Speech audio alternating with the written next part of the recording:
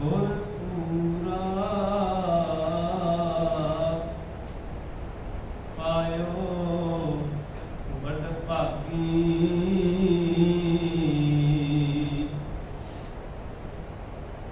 ਲਿਵ ਲਾਗੀ ਵੇਦਨ ਭਰ ਸਹਿਤਾ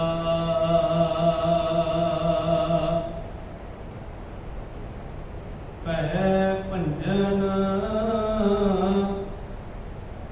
ਪਰ ਪੀਰ ਨਿਵਾਰਣ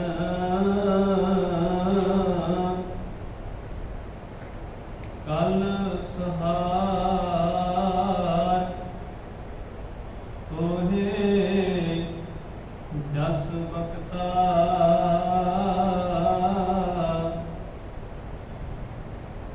ਸੋਢੀ ਕੁਲ ਗੁਰ ਰਾਮਦਾਸ ਤਨ ਧਰਮ ਤੁਝਾ ਅਰਜਨ ਹਰ ਭਗਤਾ ਧਰਮ ਤੁਝਾ ਅਰਜਨ ਹਰ ਭਗਤਾ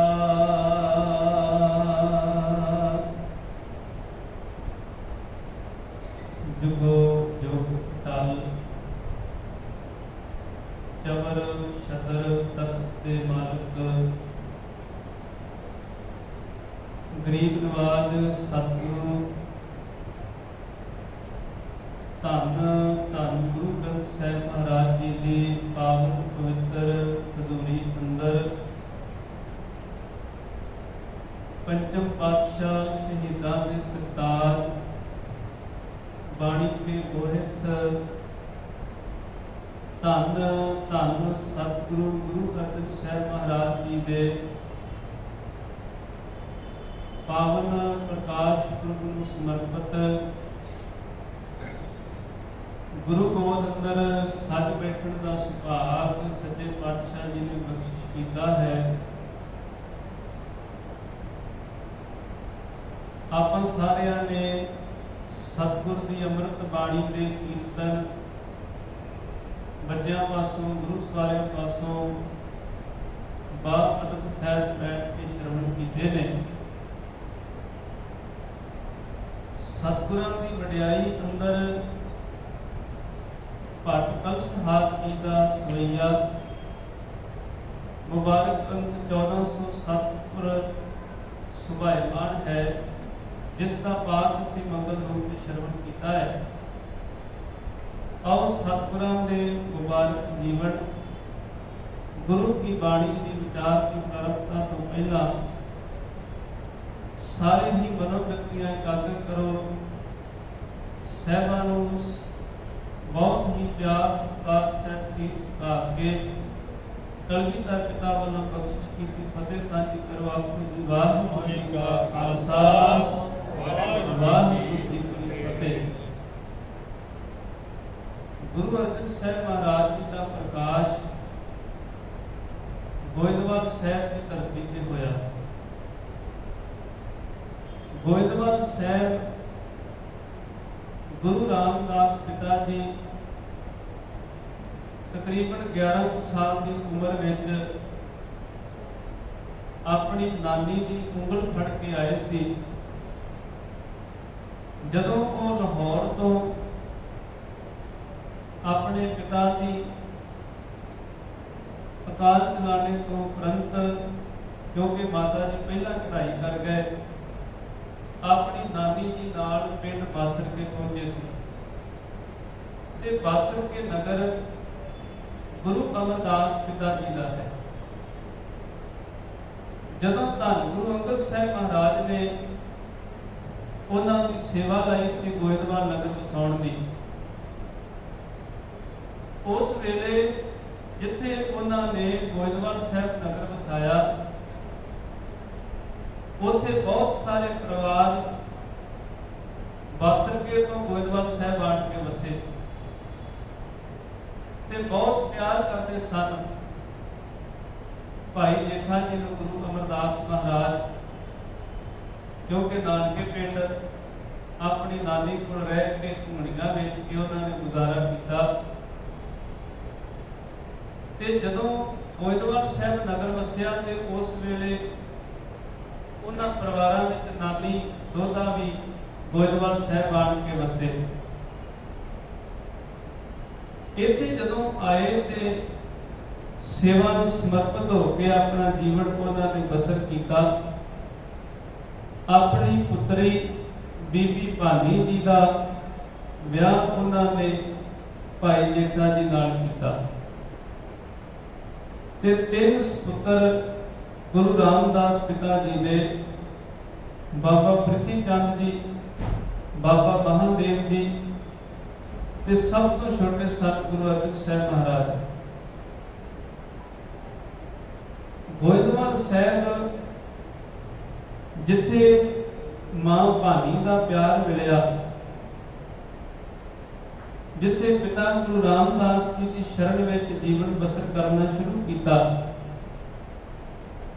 ਉੱਥੇ ਸਤਿਗੁਰੂ ਗੁਰੂ ਅਮਰਦਾਸ ਮਹਾਰਾਜ ਜੀ, ਕਿਉਂਕਿ ਰਿਸ਼ਤੇ ਵਿੱਚ ਨਾਨਾ ਜੀ ਲੱਗਦੇ ਨੇ, 11 ਸਾਲ ਦੀ ਉਮਰ ਤੱਕ ਗੁਰੂ ਅਰਜਨ ਸਾਹਿਬ ਮਹਾਰਾਜ ਆਪਣੇ ਨਾਨਾ ਗੁਰੂ ਅਮਰਦਾਸ ਮਹਾਰਾਜ ਜੀ ਦੀ ਸ਼ਰਨ ਵਿੱਚ ਰਹੇ ਨੇ। ਉਹਨਾਂ ਦੇ ਅਕਾਲ ਚਲਾਣੇ ਤੋਂ ਉਪਰੰਤ ਜੋਤੀ ਜੋਤ ਸਮਾਉਣ ਤੋਂ ਬਾਅਦ ਗੁਰੂ ਰਾਮਦਾਸ ਪਿਤਾ ਜੀ ਜਦੋਂ ਗੁਰਤਾ ਗੱਦੀ ਤੇ ਬੈਠੇ, ਫਿਰ ਉਹਨਾਂ ਨੇ ਰਾਮਦਾਸ ਚੱਕ ਅੰਮ੍ਰਿਤਸਰ ਸਾਹਿਬ ਦੀ ਨੀਂਹ ਗੁਰੂ ਰਾਮਦਾਸ ਪਿਤਾ ਜੀ ਨੇ ਰੱਖੀ ਹੈ। ਹੁਣ ਇੱਥੇ ਜਦੋਂ ਅਸੀਂ ਇਤਿਹਾਸ ਪੜ੍ਹਦੇ ਹਾਂ ਤੇ ਬਚਪਨ ਵਿੱਚ ਬਹੁਤ ਪਿਆਰੀਆਂ ਉਹਨਾਂ ਦੇ ਜੀਵਨ ਨਾਲ ਆਧਾਰਿਤ ਅਸੀਂ ਸਾਖੀਆਂ ਸੁਣਦੇ ਹਾਂ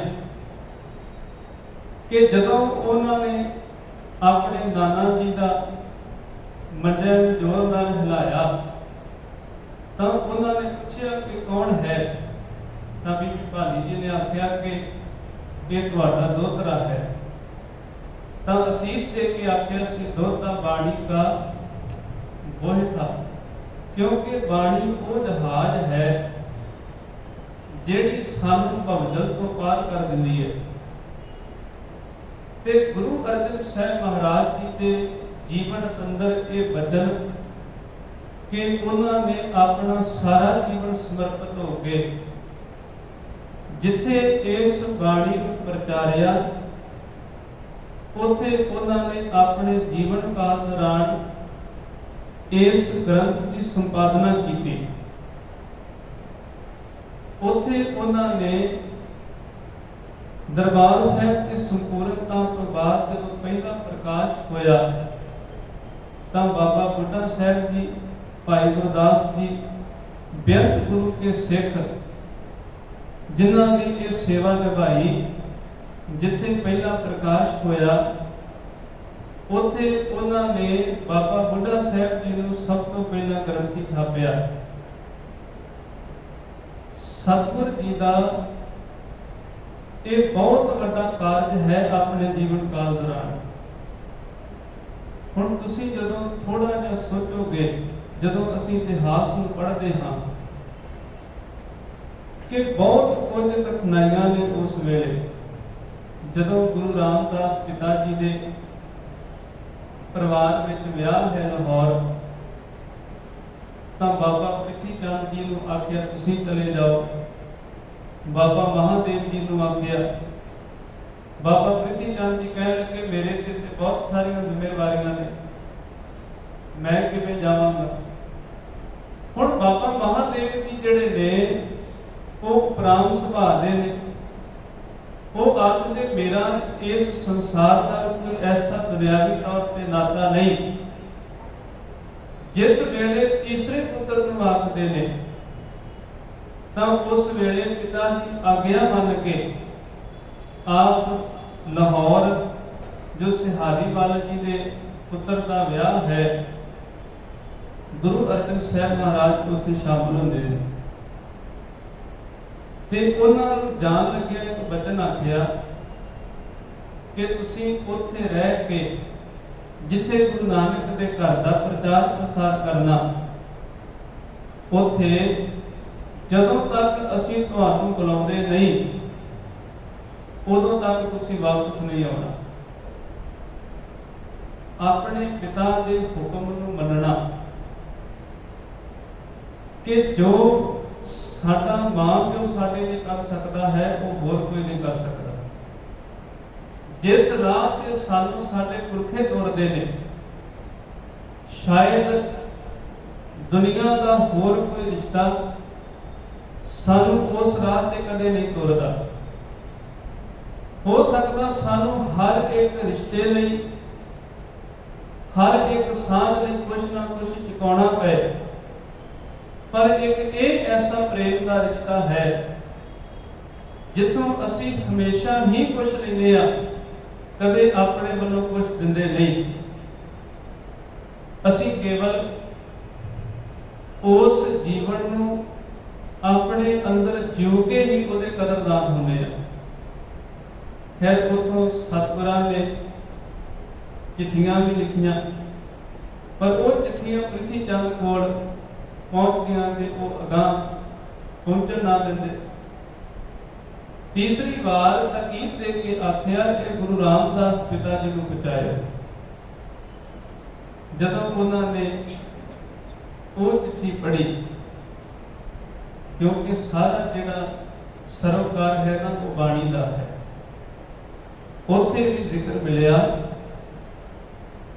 एक घड़ी ना मिलते तां कल जुग होता, हुण कद मिलिए प्रेम तुद भगवंता। इहनूं आखिया महाराज ने विरह दी पीड़। जदों साडे जीवन अंदर ऐसी हालत बन जाए, जदों असीं गुरु अगे एक अरदास करिए, सच्चे पातशाह जिथे तू सानूं इन्ना कुछ दे के नवाजिया ना, उत्थे सानूं अपनी संगत बख्श। कोई ऐसा दिन, कोई ऐसा समा ना होवे कि असीं तेरे दीदार तो, तेरे दर्शनां तो वांझे रह जाइए। बिरहा बिरहा आखिए बिरहा तू सुल्तान, जित तन बिरहो ना पूजै, सो तन जान बसाण। असीं ते हर बार गुरु का गुरपुरब प्रकाश पुरब मनाउने आ, ते साहिबां ने बड़े प्यारे वचन आखे कि सच्चे पातशाह बहुत समा हो गया तेरे दर्शन कीतियां।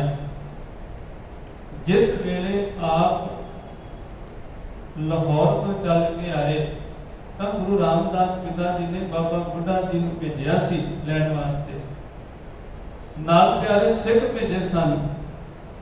जदों लाहौर तो चल के वापस आए, फिर इन्हां नूं गुरता गद्दी गुरु रामदास पिता जी ने सौंपी है।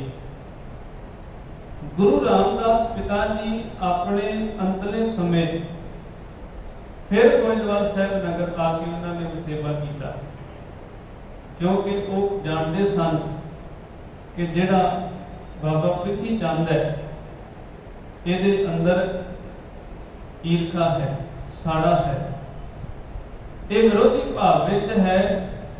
इस करके ये अपना बखेड़ा जिहड़ा जरूर खड़ा करेगा, ते ये गुरु नानक दे घर दी दात है, ये निर्विघन चलनी चाहिए। वेखो बड़िया प्यारियां ये बातां सी, इन्हां नूं जे समझिए ना कि गुरु अंगद साहब महाराज जिस वेले गुरता गद्दी ते बैठते ने ते गुरु नानक साहब उन्हां नूं आखदे तुसीं खडूर चले जाओ। उन्होंने खडूर साहब तो इस प्रचार प्रसार नूं आरंभ किया जी, क्योंकि वो जानते सन ये सारी मानवता नूं अपने कलावे विच लैण वाला धर्म है। ये सड़दे बलदियां नूं अमृत दा छिट्टा दे के टिकाओ ते सहज बख्शण वाली बाणी है। ये वो राह है जिस राह ते बांधी बनिया असीं अपने जीवन नूं सफला करदे हां। ये किते इन्हां झमेलियां विच ना रह जाए। अज साडे पंथ नूं, साडे प्रबंध नूं, साडी कौम नूं इन्हां गल्लां तों सीखण दी लोड़ है कि जे असीं गुरु के प्रचार प्रसार वास्ते तुरे आ ना ते उहनूं निजी किड़ा विच ना वरतीए। जदों बाबा प्रिथी चंद जी का ऐसा उन्होंने सुभाव डिठा ते गोइंदवाल साहब आ गए, क्योंकि आप सेवा करवा रहे सी, नगर वस रहा है। ते तुसीं ये वेखो इन्ना वड्डा कारज गुरु रामदास पिता ने आरंभ कीता ना, जिहदे अंदर कितना कुछ चाहिए है। उत्थे मजदूर, उत्थे समगरी, उत्थे इट्टां चूना, किन्ने लोग उत्थे उस कारज में जुटे हुए हैं। उत्थे पानी वास्ते प्रबंध चाहिए है।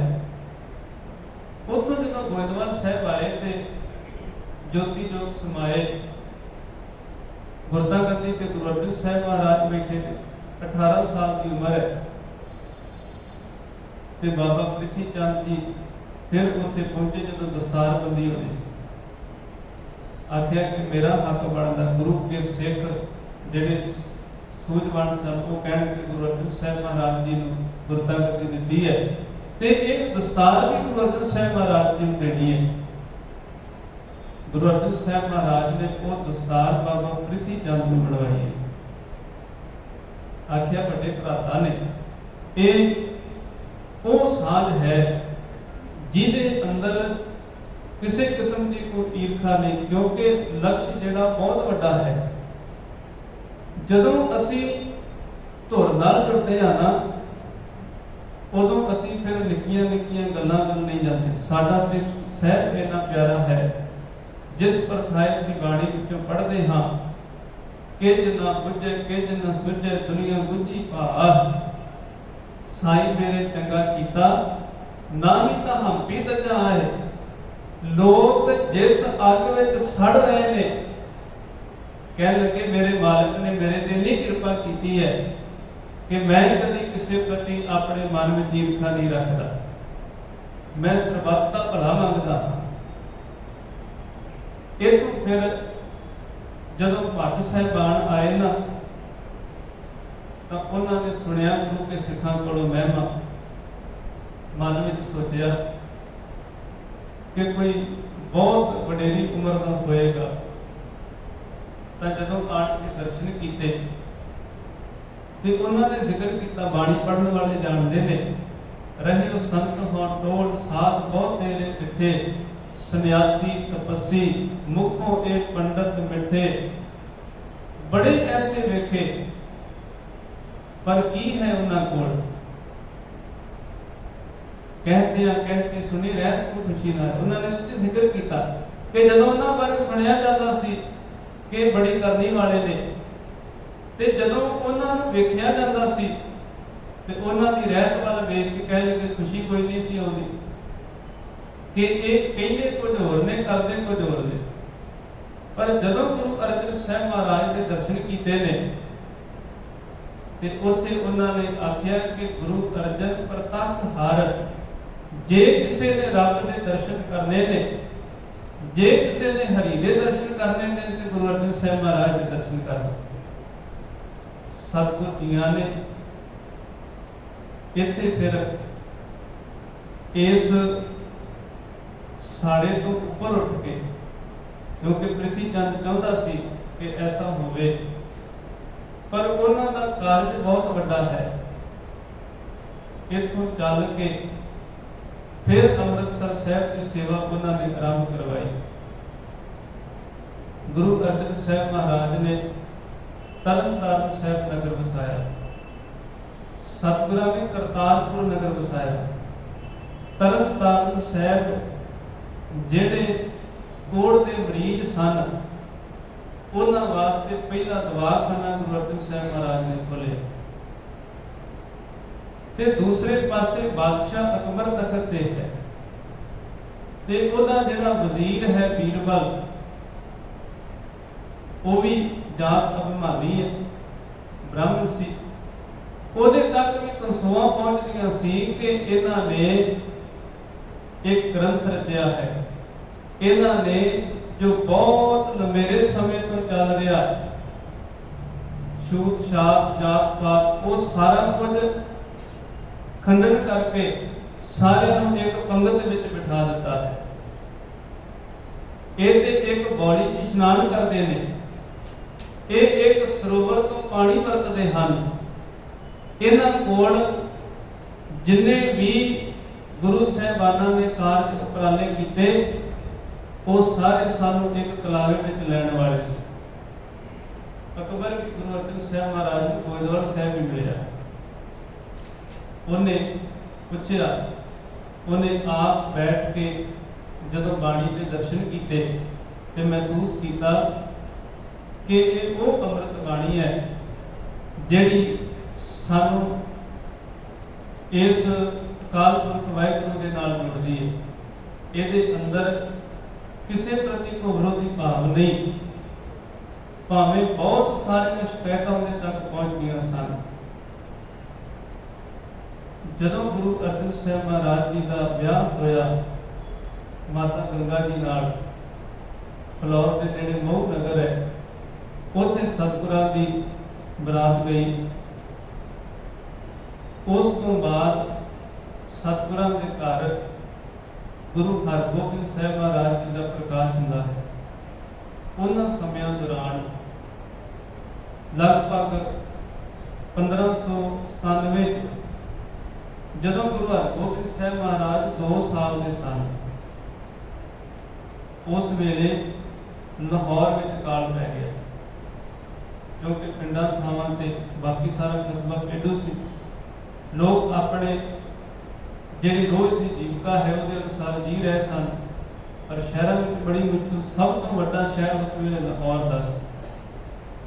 उत्थे जदों काल पिया ते इतिहासकार जिक्र करते हैं कि उस वेले लाहौर दीयां गलियां अंदर शामां तक पता नहीं किन्ने लोग जिहड़े सन वो अपने स्वास त्याग दिंदे सी। लाहौर दीयां गलियां जिहड़ियां भरियां रहिंदियां सी। 8 महीने गुरु अर्जन साहब महाराज अपने गुरसिखां समेत अपने परिवार समेत उन्हां रोगियां की सेवा करते रहे। उत्थे पादरी भी पहुंचे हुए ने, ये खबरां अकबर तक भी पहुंचियां ने। ते उत्थे ही वापस आउंदियां गुरु हरगोबिंद साहब महाराज छोटी उम्र के ने, उदों उन्होंने उस बीमारी ने, क्योंकि जदों काल पैंदा उस वेले बहुत सारिया बीमारियां ताप जिहड़े ने उन्हां दा प्रभाव वध जाता है। छोटी उम्र होने करके सतगुरां जी नूं भी, जिसनूं शीतला आख्या बाणी साहब ने वो भरम भी दूर किया। आख्या ये रोग है, किसी असी भरम विच पै के उस प्यारे को ना भुल जाइए, उस अकाल पुरख वाहिगुरू नूं त्याग ना दईए। असी केवल ओट रखनी है ते केवल एक निरंकार ते, एक अकाल पुरख वाहिगुरू ते। जे कोई मुसीबत आउंदी है तां असी उहदे वास्ते जिथे उहदा इलाज करना उत्थे असी गुरु के चरणों च अरदास करनी है।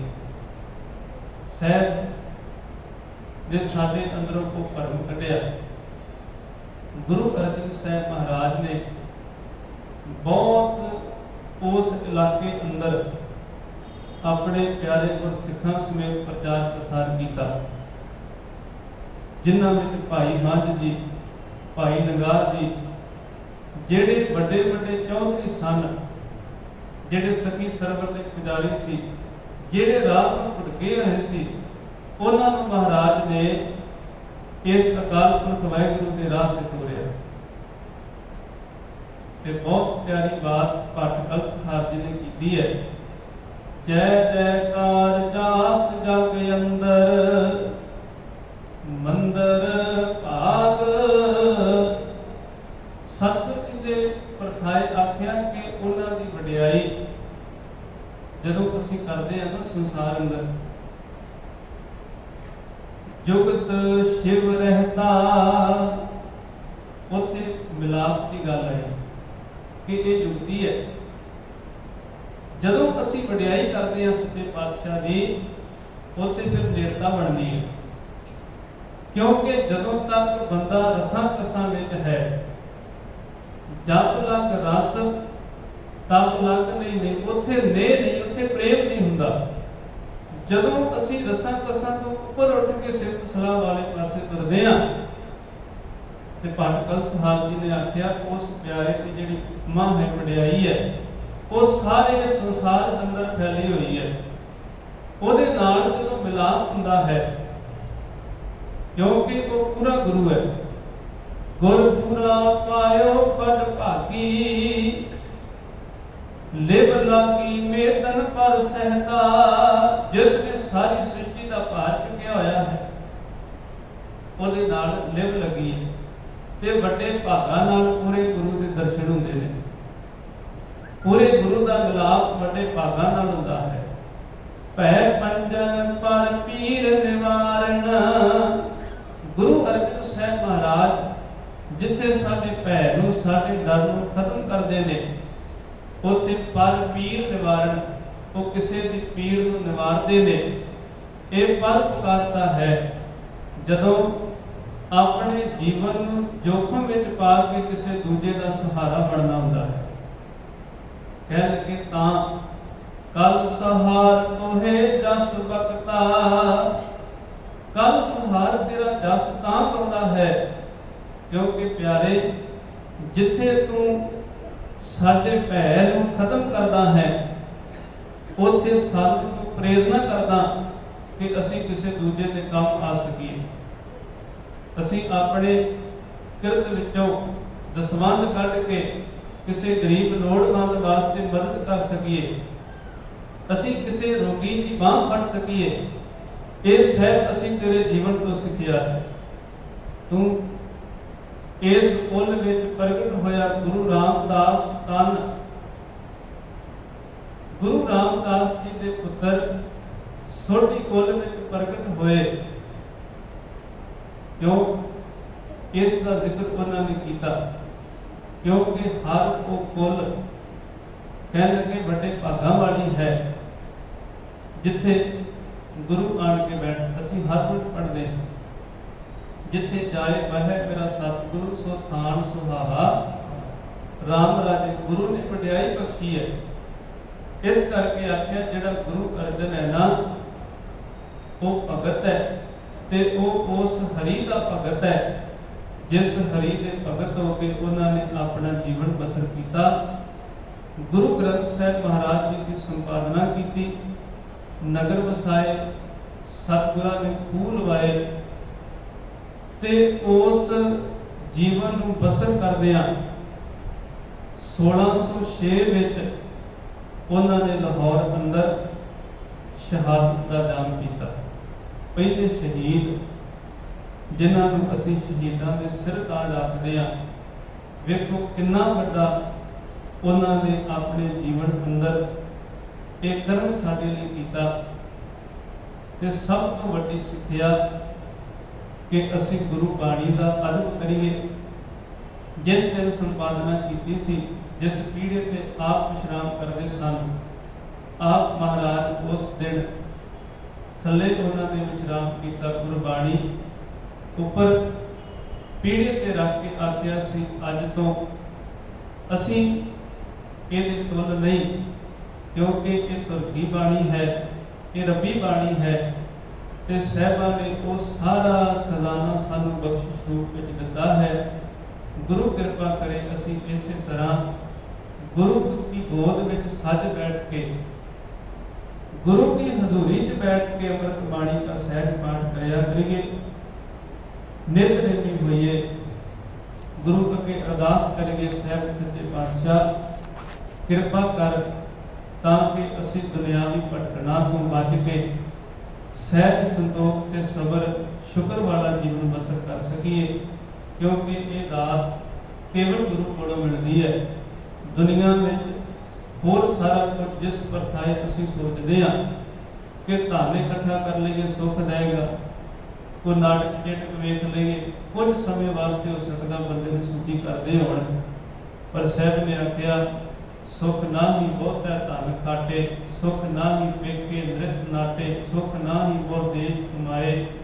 सारिया चीज़ों का जिक्र करके हजूर ने अखीर में जिक्र किया कि सर्व सुखां हर हर गुण गाए। गुरु कृपा करे सानू अपने गुण गाउण दी, अपनी सिफत सलाह करन दी दात बख्शे।